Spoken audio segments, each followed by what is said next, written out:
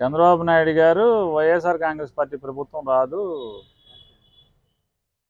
అలాగే ట్రాన్స్ఫర్ రాజకీయ నాయకులకు కూడా ట్రాన్స్ఫర్లు ఉంటాయని అంటున్నాడు. చంద్రబాబు నాయుడు గారికి వైఎస్ఆర్ కాంగ్రెస్ పార్టీలో ఉన్న శాసనసభ్యుల పట్ల కొత్తగా ప్రేమ పుట్టుకొచ్చింది. నిన్నటిదాకానేమో వైఎస్ఆర్ కాంగ్రెస్ పార్టీ ఎమ్మెల్యేలందరూ కూడా మంచోళ్ళు కాదు, చెడ్డోళ్ళు, వాళ్ళని ఓడించండి అని చెప్పాడు. ఇప్పుడేమో అంటే గోతిగాడ నక్కలాగా చంద్రబాబు నాయుడు ఎంతసేపు శవాల మీద పేలాలు ఏరుకుందామా, లేదా ఎక్కడ ఏది అంటే ఎంతసేపు డబుల్ స్టాండర్డ్స్, 2 నాలుకల ధోరణి, 2 కళ్ళ ధోరణి, 2 కళ్ళ సిద్ధాంతం, 2 నాలుకలు, 4 నాలుకల సిద్ధాంతం. ఏమాత్రం ఒక స్టేట్మెంట్ ఇద్దామంటే అంటే 40 ఏళ్ళు ఇండస్ట్రీ అని చెప్తాడు ఆయన, 13 ఏళ్ళు ముఖ్యమంత్రి చేశానని చెప్తాడు. అరే నిన్న ఇది మాట్లాడాం కదా, ఇది తప్పు కదా అనేది ఉండదు. వైఎస్ఆర్ కాంగ్రెస్ పార్టీ 175 సీట్లు గెలవటానికి ఎలాగో జగన్మోహన్ రెడ్డి గారు ఏర్పాట్లు చేసుకున్నాడు. ఈ ఏర్పాట్లు చూసి షాక్ షాక్ తగిలింది ఎవరికాయండి? చంద్రబాబుకి.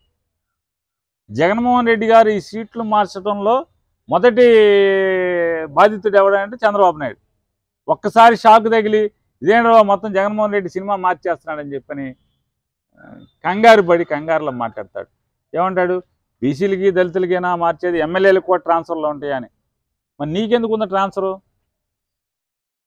చంద్రగిరి నుంచి కుప్పానికి ఎందుకు ట్రాన్స్ఫర్ అయ్యావు?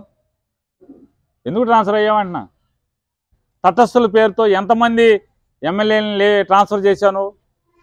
1999లో తటస్థుల పేరుతో ఎంతమందిని ట్రాన్స్ఫర్ చేశావు?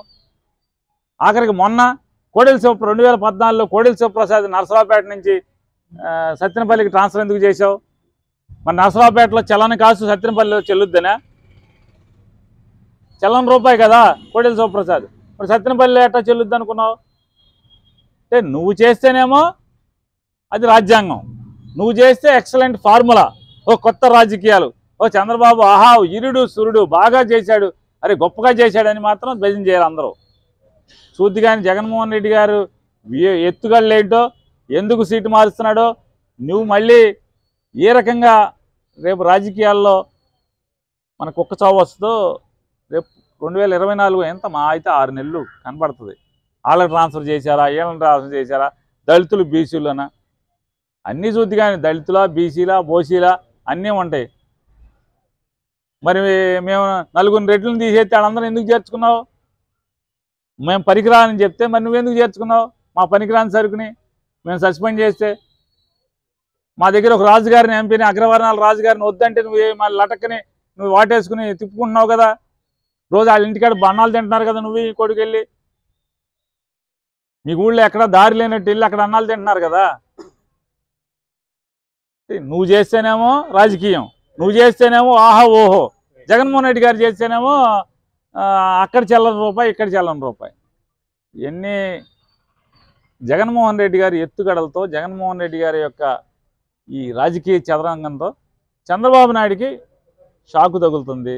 ఒక్కసారి 75 ఏళ్ల వయసులో షాకుల మీద షాకులు చంద్రబాబుకి.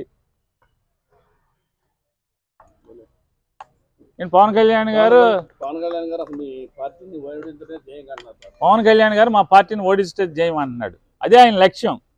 ఈ ఆంధ్ర రాష్ట్ర ప్రజలు, ఈ ఆంధ్ర రాష్ట్ర అభివృద్ధి కానీ, రాష్ట్ర ప్రజల యొక్క సంక్షేమం కానీ, వారి యొక్క ఆలనా పాలన కానీ ఇది లక్ష్యం కాదు పవన్ కళ్యాణ్కి. లక్ష్యం వల్ల చంద్రబాబు రాజకీయ మనుగడ, చంద్రబాబు రాజకీయ లబ్ధి మాత్రమే పవన్ కళ్యాణ్ యొక్క లక్ష్యంగా మనకు అర్థమవుతుంది. ఇవాళ దాకా ఎన్ని సీట్లు అనేది ఇద్దరు తేల్చుకోరు.